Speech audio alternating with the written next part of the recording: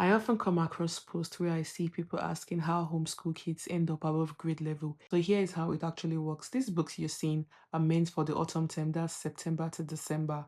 But we finish them before the summer break because that's what we've been working on all through the term. So while people were preparing to go on summer break, we were actually doing the next term's work. So we are just wrapping up.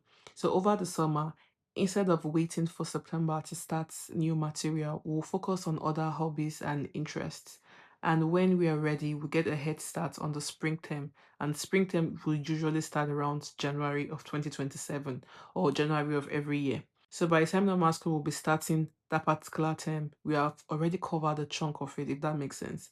Now you might be thinking, why the rush? Here's the thing. We are not rushing. We just don't have all the breaks that mainstream schools have. Half term, midterms, long stretch off every week, and all of that. That's because in mainstream school, a full day it's not actually spent learning. So strip out all the extra transitions, assemblies, launch, and all of those things. The real learning is just often a few hours. In homeschool, we don't need those long hours to recover because we're not spending long hours the same way. We spend a focused chunk of the day actually learning, then the rest of the time is already free for hobbies and interest and rest. So there's no separate holiday we are waiting for because we already get our holidays even in our learning days. So the break is built into every day. We are always learning, but we are never only learning. This is only possible because we are not following a calendar and the style of learning is different.